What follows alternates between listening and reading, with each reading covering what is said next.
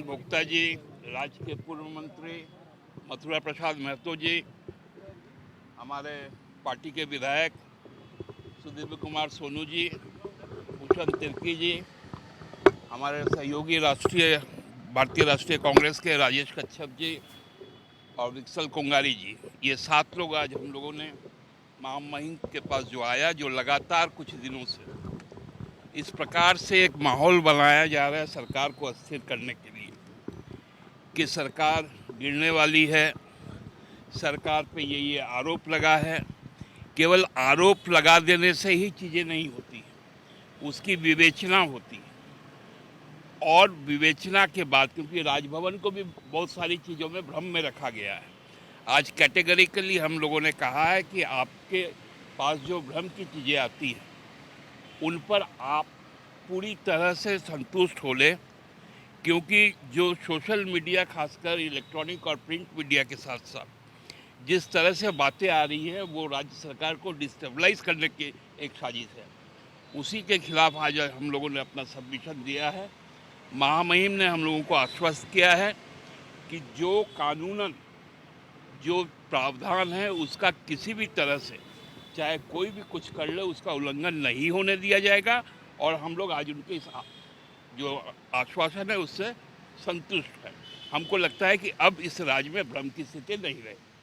आज रघुवर दास जी ने press conference किया और उसमें औद्योगिक जमीन खरीदने का आरोप लगाया, कल्पना जी पर लगाया है, अभिषेक प्रसाद पिंटू पर लगाया है। देखिए, हम लोग जानते हैं कि एक कहावत, empty mind is house of devil.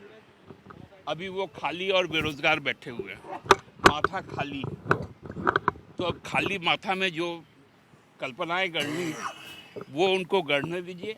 सारे तथ्य सामने हैं और जब तथ्यों की विवेचना होगी तो वो निराधार साबित होगी। जिस 9th ए का बारंबार जिक्र हो रहा है भारतीय जनता पार्टी के नेताओं के द्वारा, 9th ए में 6 बिंदुओं का उल्लेख ऑनरेबल सुप्रीम कोर्ट ने और ऑनरेबल हाई कोर्ट ने किया है।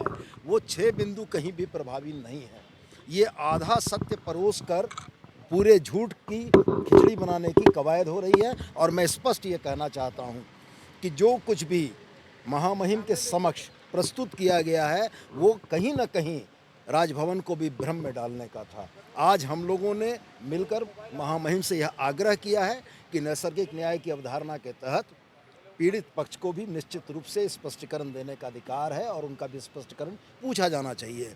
महामहिम राज्यपाल ने यह स्पष्ट कहा है कि जिस तरीके से भारतीय जनता पार्टी के प्रतिनिधिमंडल ने मिलकर हमें ज्ञापन सौंपा है था और उस ज्ञापन को हमने भेजा था, आज आपके भी ज्ञापन को भेजेंगे और निश्चित रूप से जो विधि सम्मत होगा वही होगा इस राज्य में। सुदीप जी, मुख्यमंत्री सहित कैबिनेट के एक-एक करके सब मंत्रियों पर आरोप लग रहा है।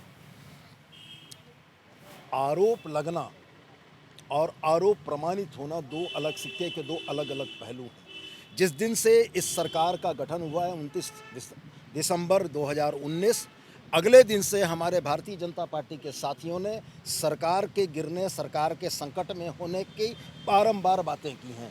3 उपचुनाव इस राज्य ने देखे। 3 उपचुनावों में जनता को दिग्भ्रमित करने के लिए कहा गया कि यह उपचुनाव अगर भारतीय जनता पार्टी जीतती है तो रांची में भारतीय जनता पार्टी की सरकार होगी। हमारे आदरणीय बड़े भाई बाबूलाल मरांडी जी पूरे राज्य में घूम घूम कर यह कह रहे हैं कि सरकार जा रही है। सरकार सदन में विधायकों के बहुमत के आधार पर चलती है।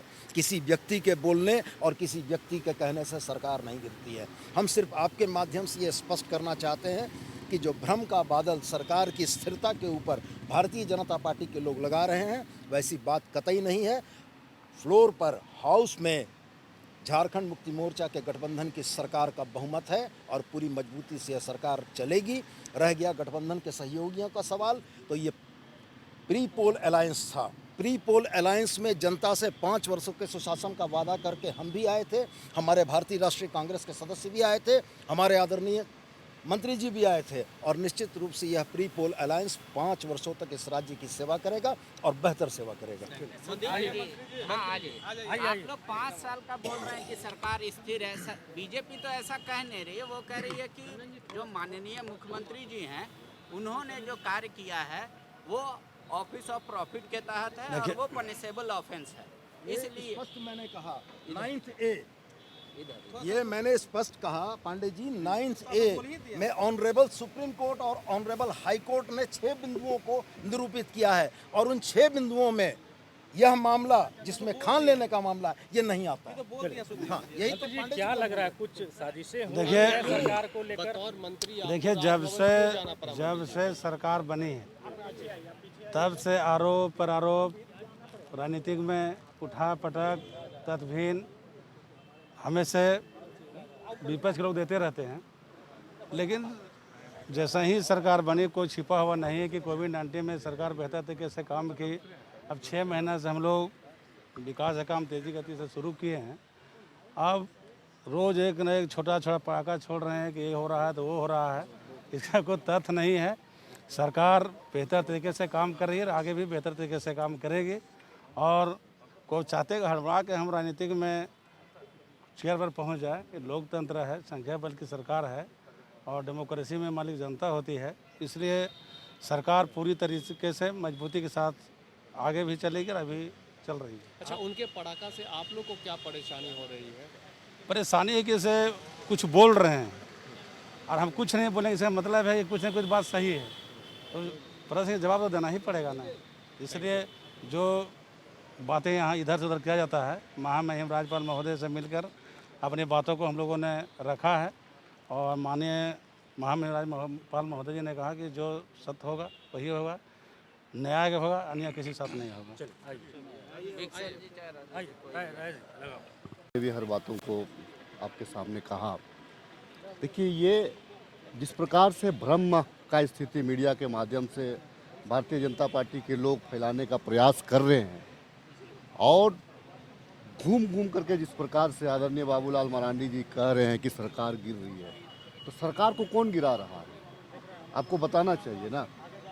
लेकिन जिस प्रकार से माननीय मुख्यमंत्री जी को बदनाम करने का नियत से, सरकार को बदनाम करने का नियत से जिस प्रकार से मीडिया में जो लांछन लगाया जा रहा है और जनता को आप जो परोसने का काम कर रहे हैं, तो उसका खंडन था ये कि महामहिम चूँकि हमारे हेड हैं, हमारे कस्टोडियन हैं, तो हमने आग्रह किया है महामहिम से कि चूँकि आप हमारे कस्टोडियन हैं, तो आप जो चूँकि संवैधानिक पद पे आप हैं, तो राज्य को स्थिर रखना कहीं ना कहीं महामहिम का भी उसमें सहयोग की आवश्यकता है, हमने आग्रह किया है। TheFollowUp.in. Like, share, and subscribe. www.thefollowup.in